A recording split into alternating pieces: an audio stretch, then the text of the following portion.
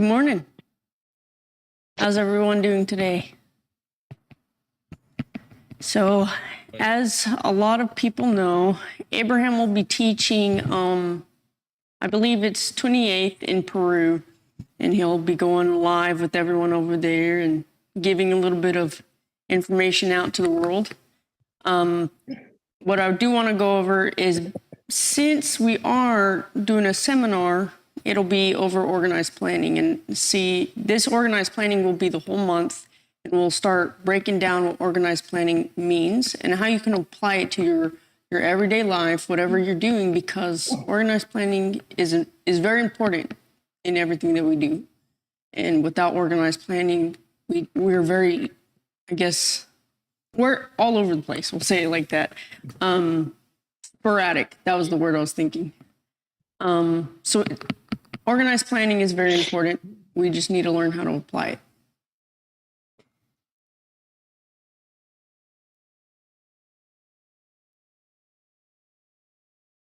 And that all starts off with knowing where you're going. Are you guys getting my feedback?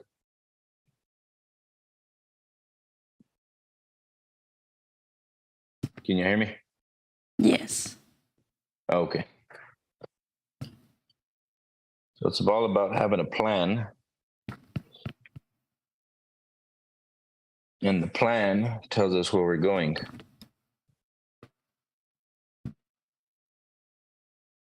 So as you begin to set plans and where the goals that are worthy of you, that idea is going to get formed to your life. Okay. Let's talk about creating the vision that we desire. Autumn, you've been in the classes and you've been working with us. You build the graphics. Whenever you're given the graphics, the design to build, what do you do? Well, a lot of times I have to imagine or think of the key points necessary to get to where I want to be. And when we give you, let's say we're like this month was organized planning, and you worked from the end. How did you put that together? I mean, I guess I start with the main basis. Again, an outline. I draw an outline. First, I pick a main key point, and that main key point is the direction. And then I build an outline for the whole month of exactly what that key point is. So organized planning would have certain key points on the outline.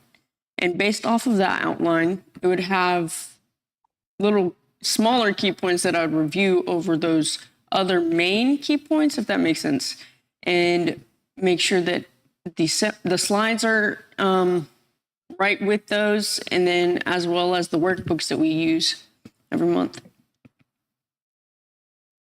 So it all begins from the end, right? So working from the end result, what does the whole month look like? And this is the way we create goals, and we set goals and we accomplish the goal. You work from the end to where you're at. And what is that experience in the end? What are we going to experience? How are we going to experience it? And what are we learning from the experience? And then you're working backwards. So then you're going through a timeline, and even to build the PowerPoint, you're working from the end all the way back to the front, right? Yes. And you're working back and forth. And then you take those ideas and you bring them down, and then you format them. And this is the way we set goals and we achieve goals. We do it in the same manner. We've got to work from the end result back to where we're at today. And there's at some point you've gotten better. You've improved, definitely improved. But the only reason you improved is you started to take the action towards developing something from nothing. And the reason you've done really well at this is because you're creative by nature.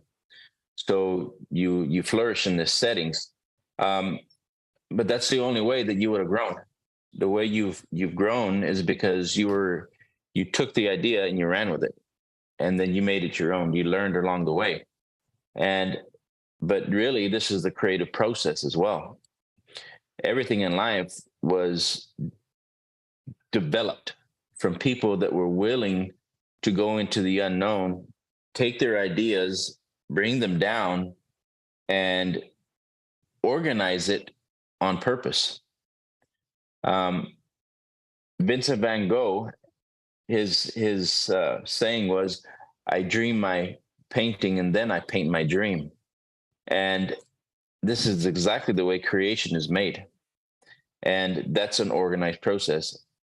What you've done, as well as the creative process, you were able to give yourself a command and do it with whatever you had. And And this is, go ahead. the craziest part is it's actually something that I don't know how to explain it. It's not my favorite kind of art. It's actually one of my least favorite arts. And the reason why I say that is because sometimes you have to put up with a lot to get to where you want to be, right? You have to be willing to do the things that you don't want to do to get to where you want to be. And using that organized planning to learn what it takes to get to where you want to be. It's just a learning curve because it's something that is necessary, right? A lot of times people, yeah. And a lot of times people don't want to do the hard things because they want to go directly to the easy things. So that And that you're is exactly right. Majority of the people do not want to do the hard things. They want the easy way out. But that's not how you grow. Your willingness to commit to doing the work is what's caused you to grow, to go beyond what you know how to do. And I wanted to touch that today. It's all about being aware, awaken imagination.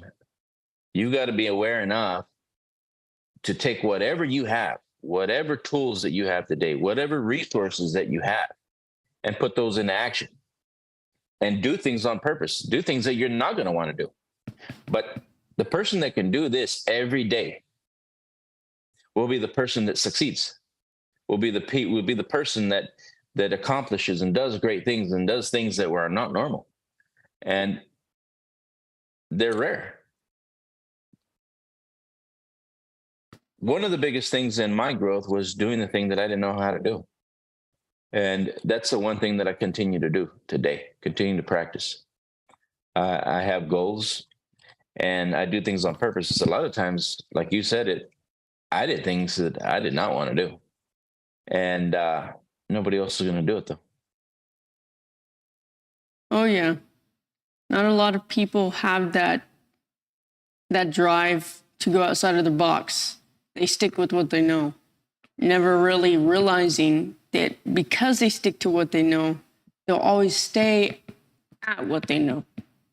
You know what I mean? So They never grow. yeah, exactly. And that's the one thing that'll change their lives. You know what I mean? So same with money. It's the only thing. It's the only thing that's going to make you grow. It's the only thing that's going to turn you into the person you want to be. And if you're not willing to do the thing you don't want to do, you're never going to be the person you want to be. Yep. You got to be willingness to adapt to situation, willingness to overcome situation, willingness to get in the race when nobody wants to, willingness to finish the race when nobody wants to, willingness to go the extra mile when nobody wants to. You got to be willing to go the length when nobody wants to. You got to be able to get up in the morning when nobody wants to. You got to be able to give yourself a command and do it when you don't want to. And when you see that nobody wants to, and you see that nobody wants to do those things, but you commit to doing the opposite of what they do, when you can commit to telling your body to get up in the morning, because you're going to find that. When you can commit to talking to people you don't want to talk to because you're not used to talking to people, when you can commit to develop yourself in developing your ability to communicate, developing your ability to build relationships, your ability to go outside and face the world. When you develop, again, who's changing? You are. There you go. And for me, that's been one of the biggest paths to success and awakening my creativity and my imagination. And by doing that, it's taken me, I'm in another country. I'm doing the work in another country again. It's taken me to helping a lot of people. And the truth of it is if If I was not willing to step out and be somebody different, I wouldn't be where I'm at today.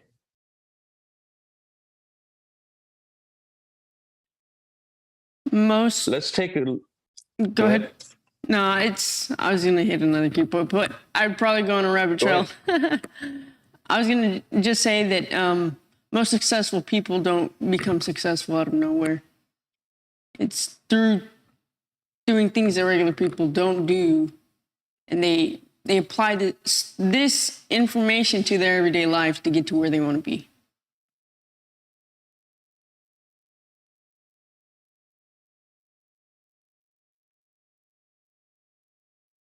Abraham, let's go into the... I have a video if you want to run it. It's over organized planning, but we can probably hit some key points that I guess you're working on. Yep. I'm going to hit one thing. I have a video too, but go ahead and play yours. Okay. I used to really work, and I still do this. I do it in a different format because I've got a different goal, but it's still the same process. I mentally start to do it. I mentally start to do it before I do it. And then I go and do it. Now, it takes a lot of guts to do that. The majority of the people are not willing to just to mentally sit down and use their imagination. Because the next thing that you have to do after that is you got to commit to action. A lot of people won't even mentally do the work. But if you can commit to doing the mental work, you can commit to mentally working your objective in your mind first. It'll be much easier to move the body into action second. Go ahead and play your video. Okay.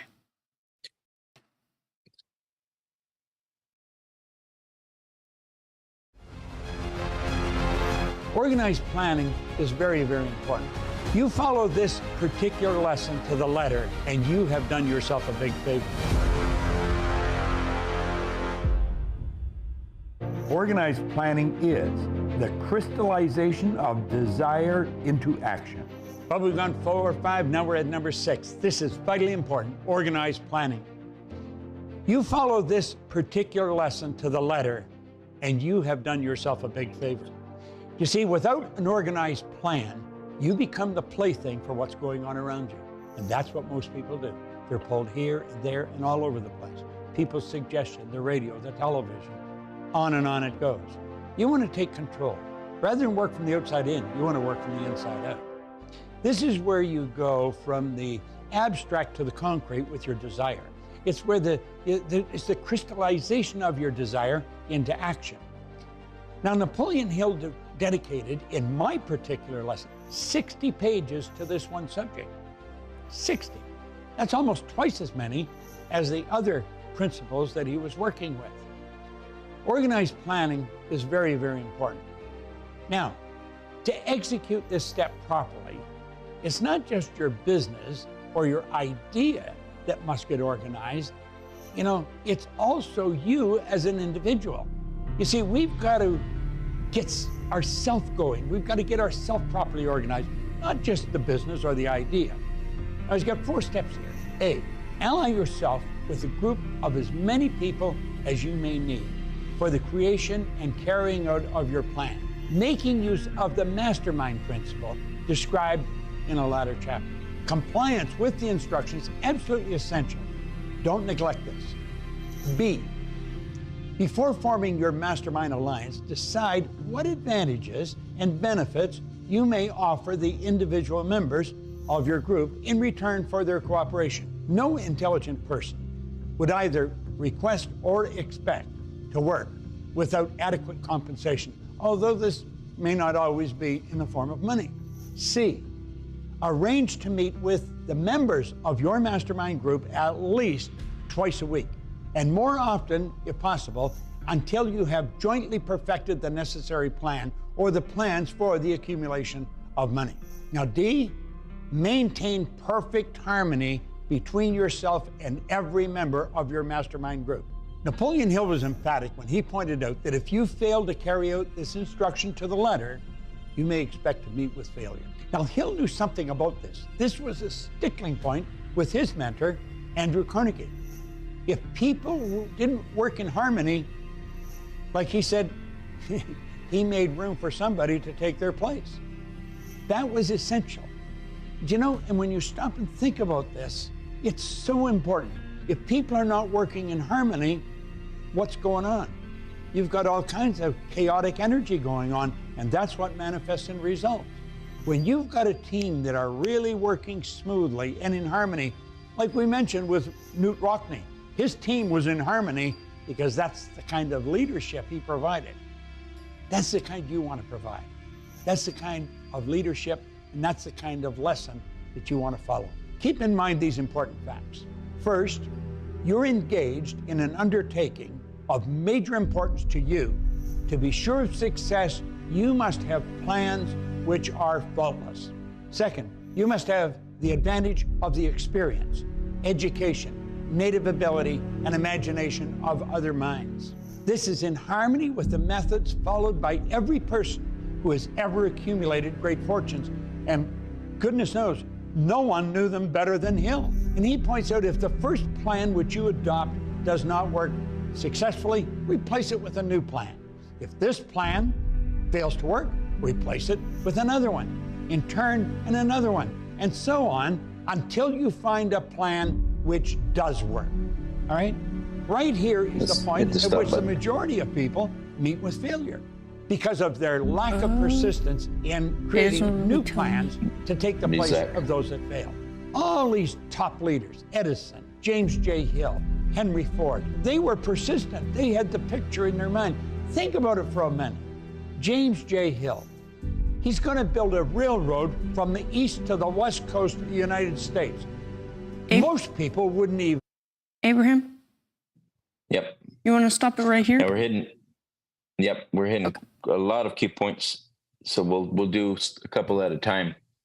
If you would, rewind it to the very beginning and let's listen to the first probably minute to a minute and a half. Now, there's a lot going on there, and I want everyone to understand. When you hear something, you're going on thought trips. If you're listening on purpose and you're getting emotionally involved, you're trying to pick up everything you can, you only pick up a little bit of information at a time. So that's why it's important to keep rewinding or keep rereading the thing that you're studying over and over again. Because every time you read or you're listening, you're going to get emotionally involved with an idea, and then you go on a thought trip. But then you've missed how much information, right? And for every thought trip you're going into, you're using your creative imagination, but you're going somewhere else to a different attention, a different intention, because you get emotionally involved. So we'll go back to the beginning, and we're going to break this down in segments.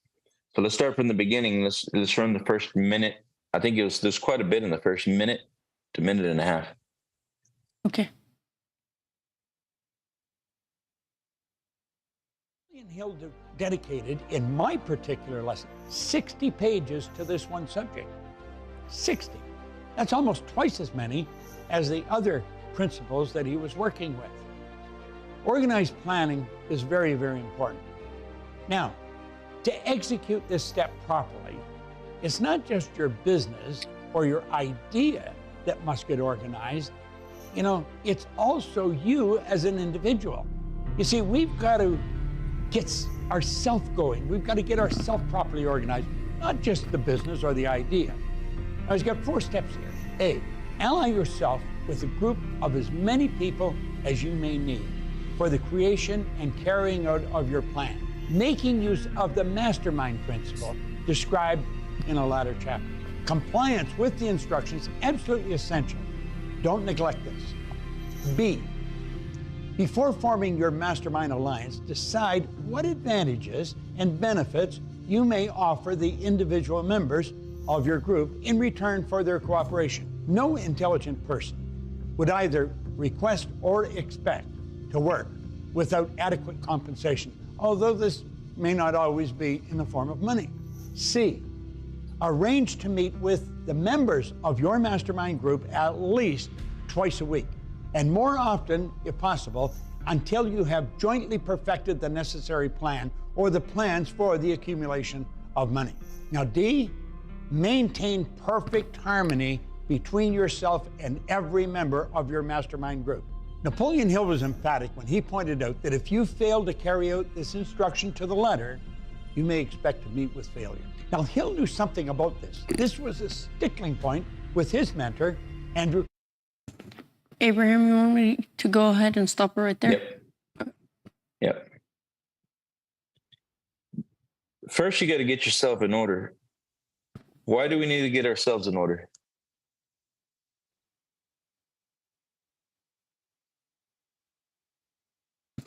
Well, I believe you can never help anyone unless you first help yourself. And a lot of people mistake that in order to grow yourself, you have to help others, right? But if you've never figured out yourself and how to help yourself, you can't help anyone else. You wouldn't know how to. You got to know how to change yourself first. And that means giving yourself a command and going and do the thing that you don't want to do. Giving yourself a command and organize your day. Give yourself a command and organize your room. Give yourself a command and organize your drawers. You've got to be able to mentally start with attention within yourself. Attention minus effort. Now, when we go back to von Braun talking about going to the moon and back with Kennedy, attention minus effort. So earlier I was talking about mentally starting to do it first. How many people sit down and mentally work it out, mental work, before they do the physical work? This is one of the other things that have been very successful for me, and it's mentally playing it out, mental rehearsal before I would go and do it.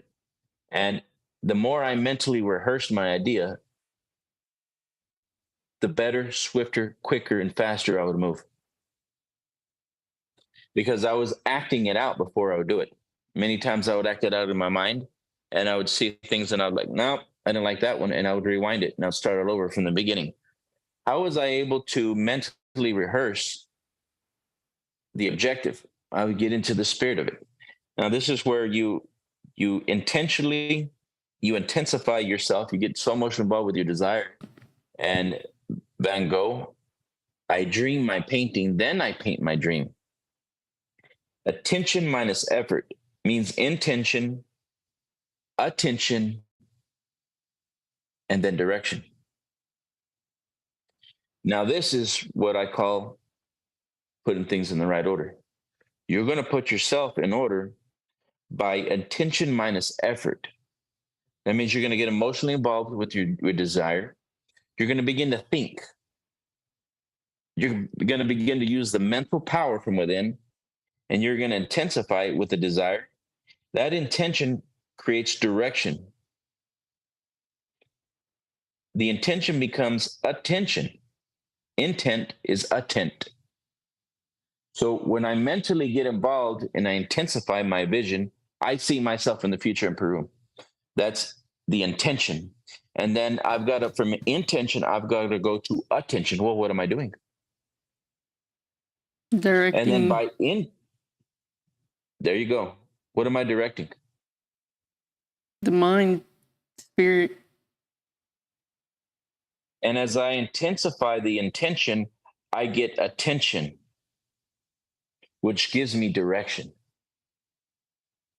This is getting into the spirit of it. And as I continue to do this with my desire, I get a better understanding of what I'm here for, what I want to do, how I want to do it, the way I'm going to do it. And go. I dream my painting, then I paint my dream. So he's intensifying, he's working with the idea, he's playing with the idea. And as he's working with that idea and playing with that idea in his imagination, which is attention minus effort. You see, you mentally go there first. And because you mentally go there first, the hand begins to move. The ideas begin to flow. The how begins to show up. The strategy begins to unfold, and you begin to think, and you begin to imagine, and all this ideas is coming, and it's coming into your mind, and then you're drawing it out. Now, this was not just Van Gogh. Autumn has been doing this, right? Yes. So we're talking about this mental power that's huge. How did you do that? I don't know how to do that, but mentally start to do it. Mentally start to use your gift. And as you mentally start to use the gift towards a directive, towards an end goal, this intention becomes attention directed. And all of a sudden you're flowing. You're in flow. As you begin to use the words and pictures on the screen of your mind with feelings intensified, you grow. But here comes the other part. This is also dependent on how you see you. That self-image controls even how you imagine and you intensify your own dreams and visions. I've seen people, smart people, intelligent people, masters, doctors, but they don't see themselves in the picture. They don't see themselves doing it. And say they know they never get into the spirit of their vision, nor do they see themselves in the vision. So what do? They let go of the dream. They never dreamt of painting. They never dreamed their dream. And before long, they never painted. Majority of people live their whole life in this manner. Why? Because the self-image didn't support it. The self-image didn't even support them dreaming.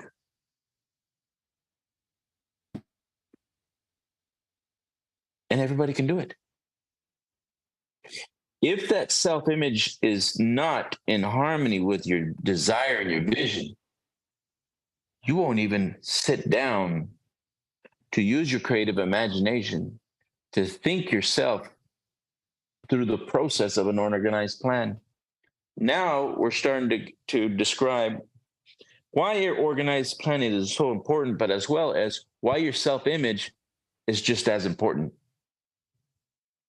We're doing this live right now. We're live streaming. I'm in a different country right now, and we're still able to communicate through these devices and bring to you knowledge from around the world just for you.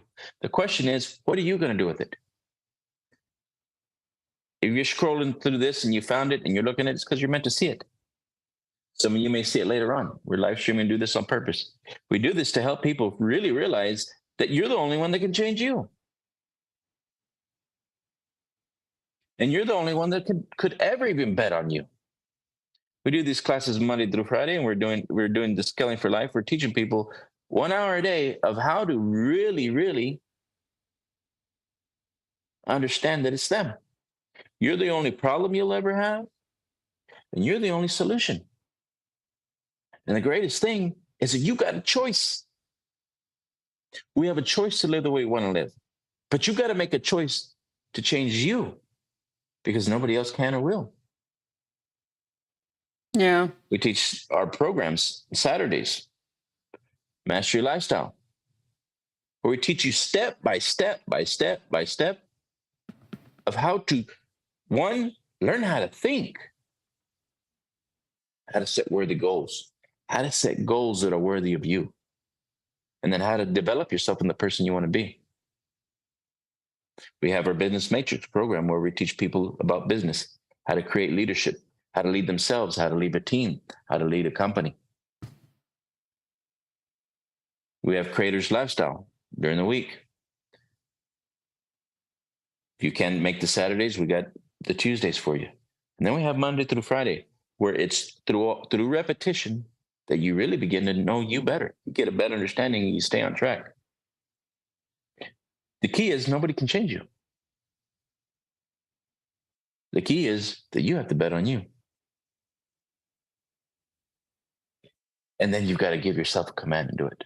But this is how the winners separate themselves from the masses. Really think. I'm going to hand it back to you, Autumn. Yeah, I was going to say a lot of times, a lot of individuals tend to look for something outside of them to change them. We question why we aren't getting the results and why am I where I'm at today and why can't I have better? You could have always had better. You know what I mean? We like to blame our family members, our sister did this to us at a certain point. We blame outside forces for the things that we aren't achieving in life. When all the control was easy. within, yeah. We like to go a route that's easiest because taking responsibility, well, that hurts the ego. That hurts the ego, the human ego, right? And so because of that, we hold ourselves back, and the worst enemy is ourselves, but at the same time, we could be our best friend if we allowed ourselves to. Yeah. We have to- 5% are making it. 5%. 95% around the world. And I'm not just talking one place. This is happening around the world. They're barely making it happen.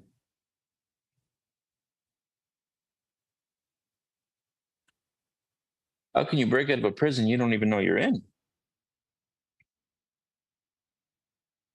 Majority of the people are working and blame everything under the sun. Yeah. And a big key point that I even told I think it was my sister, is always stay self-aware. Everything you do every day, always stay self-aware. Because you'll get lost sometimes in the daily trivia, Abraham likes to say, the daily trivia, the daily circumstances, some people may have the drama, so daily drama, whatever it may be for you, don't get stuck in that, don't get lost in it, don't get emotionally involved with it. Control what you can. Yeah. Control what you can, and the only thing you can control is you, your mind, and where it goes. Stay positive. Stay moving forward. Let's look at that. 95% will blame everything under the sun for why they can't do what they want to do. 95%. The reason why they're stuck is because they blame everything under the sun. It has their attention. They're used to giving their life away to that attention. They're looking towards conditions and circumstances, and that's always the target. They're always looking to conditions and circumstances, and that's always the target. 5% create their own target. They say, I'm going to go there, and there's a place, and I'm going to sit down, I'm going to imagine, I'm going to think it through, and then I'm going to create a plan, an organized plan, and I'm going there. 95% do the total opposite. 95% target our conditions and circumstances. And then they let that stop them right on their tracks. They don't go beyond. They don't sit down and think beyond circumstances and conditions. But that's exactly why they're stuck. That's exactly why we get stuck. Don't do that. We're all given a brain, use it. That's the higher side of your personality. Go there. Go to the higher side of your personality.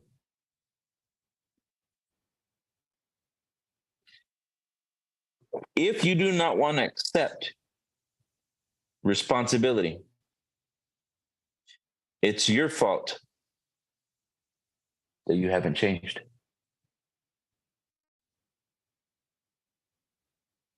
If you don't want to accept responsibility, it's going to be your fault that you haven't changed.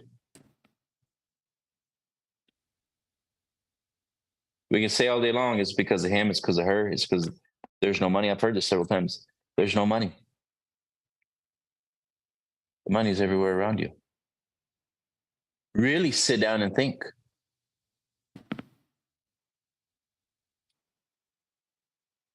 There's opportunities everywhere. This is where we go into. It's 95% mindset, 5% strategy. Van Gogh, he said, I dream my painting. 95% mindset. He played with the idea in his mind until he could put it down on paper. 95% mindset. Abraham, Then he acted it out. you know how ironic this is? It's so like crazy and funny. For Father's Day, I didn't choose the painting because I decided to choose my own quote and put it on there for you for Father's Day.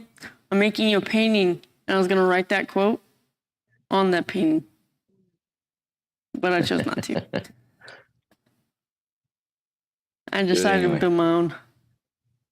It was funny, like how we, you know what I mean? It was literally like, I think it wasn't yesterday, the day before yesterday.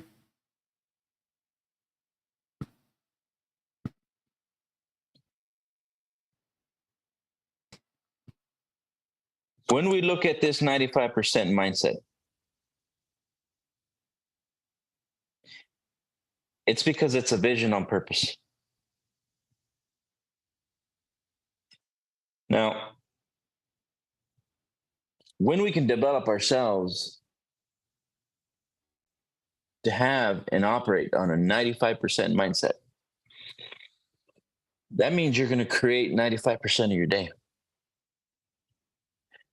Now, the average individual has that backwards. They're 95% conditions and circumstances. And they use 5%. Really, I think the average is 2% of their mind, 2% of their capacity, 3%, 4%, 5%. That means 95% of your results that you're getting a day is 95% programmed. 95% memories, 95% what I know how to do. If you're living a life and you're living 95% of your life is what you know how to do, you're going nowhere fast. Because you're doing what you already know how to do. That's the problem. The problem is not what you don't know. The truth is what you don't know will set you free. The problem is what you know. That 95% of ideas that are already inside of you, you've improved that. You've mastered it. But that's why you're not going any further. It takes someone to really sit down and think and to build a whole new 95%. 95% of their day, 95% of their week, 95% of their month. Build 95% of your year. What would it really look like? You're no longer going to be a victim. You're no longer reliving the same life over and over again. You're no longer going to live the same day. You're no longer going to live the same week. And you will no longer live the same year because 95% was created from your own imagination. What do you really want? What is it that you really want? A lot of people, Abraham, tend to live in, or actually they utilize tunnel vision in all the wrong ways. Tunnel vision is to be focused, right? But we utilize it in all the wrong ways and live in tunnel vision, but in the present tense. What can I get out of Conditions today? and circumstances. Yeah. What can I get out of today for this split second to make me happy for that split second? And it'll only last an hour and it goes away. Yep. Instead of working towards a long-term future that you'll always be fulfilled off of, living a life worth fulfilling, right? And that's the whole way of life and society nowadays is we want to get what's easiest and what's fast. Instant gratification. Exactly. With no long-term results. Because there was no vision at the end of the tunnel. It was just what was right in front of them. No goal, no future. If you want to really live the life that you want to live, you've got to be on purpose. You've got to be on purpose. We've got about 6 minutes, I believe. Let's play a couple more minutes of the video. Okay. If people didn't work in harmony, like he said, he made room for somebody to take their place. That was essential. You know, and when you stop and think about this, it's so important. If people are not working in harmony, what's going on? You've got all kinds of chaotic energy going on, and that's what manifests in results. When you've got a team that are really working smoothly and in harmony, like we mentioned with Newt Rockney, his team was in harmony because that's the kind of leadership he provided. That's the kind you want to provide. That's the kind of leadership, and that's the kind of lesson that you want to follow. Keep in mind these important facts. First, you're engaged in an undertaking of major importance to you. To be sure of success, you must have plans which are faultless. Second, you must have the advantage of the experience, education, native ability, and imagination of other minds. This is in harmony with the methods followed by every person who has ever accumulated great fortunes, and goodness knows, no one knew them better than Hill. And he points out if the first plan which you adopt does not work successfully, replace it with a new plan. If this plan fails to work, replace it with another one, in turn, and another one, and so on until you find a plan which does work. All right? Right here is the point at which the majority of people meet with failure because of their lack of persistence in creating new plans to take the place of those that fail. All these top leaders, Edison, James J. Hill, Henry Ford, they were persistent. They had the picture in their mind. Think about it for a minute.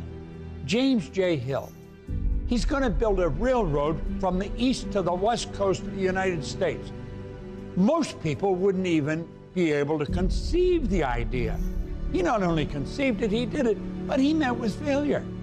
It was temporary defeat. And Hill points out that no follower of this philosophy can reasonably expect to accumulate a fortune without experiencing temporary defeat. And that's the way Hill looked at it. He was building this railroad. He failed a few times, run out of money, raised some more money. But he kept the picture in his mind. He changed the plan, but he never changed the picture. See, a very good part of organized planning principle is dedicated to leadership.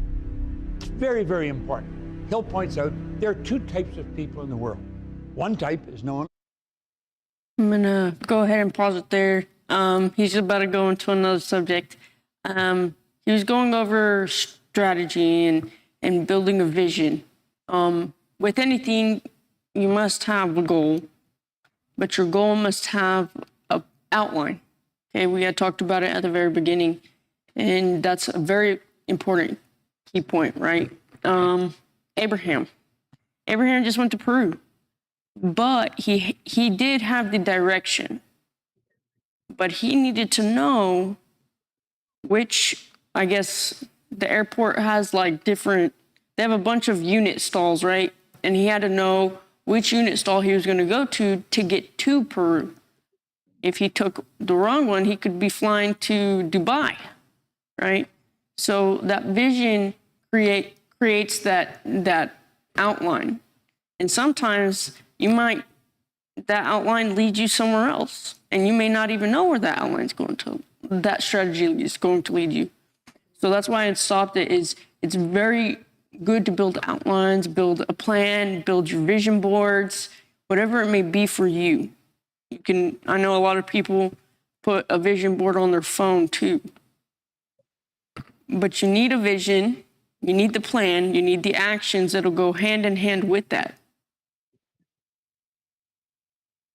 I don't know, Abraham, do you want to add anything? That's the way you keep improving and you keep going the distance. It's about constant spaced repetition. You got to continually build your vision. You've got to continually work to your vision, and it doesn't matter what's happening. Things may not be working. Go back to the vision. Go back to your strategy. If the vision, the strategy is not working, rewrite a new strategy. The goal never changes. Goals are not to get there to grow. The vision is your strategy. Sometimes our vision is wrong. Sometimes the vision is off. You need to go back to the end result and then work from there, come back to where you're at, look at what you have, look at what you can use, and begin at once. And if you continue to operate in this practice with the PMA, positive mental attitude, you're going to find a way. There's always a way. The first, We're at our time. yeah. Oh, yeah. I don't want to go over time. Alrighty, guys. We'll go ahead and wrap this up. We'll be on Zoom tomorrow. If y'all have questions, y'all can always comment down below. Ask your questions. You can also sign up on our website. I believe it should be linked on our Facebook, Instagram, whatever it may be. Y'all go ahead and go sign up to Scaling for Life. Try it out. We can also, next week, we're actually doing a promo, I think, for the Spanish side, which he'll go in depth in next class that we're about to have with the Latin America side for Peru. If y'all have questions, don't be afraid to ask. If you keep waiting, well, you're going to keep hoping tomorrow changes. So Life will keep waiting. yep. You have to change life. Change yourself. Oh, yeah. Awesome. Alrighty. Thank you, guys. Thank you, guys. Have a wonderful day.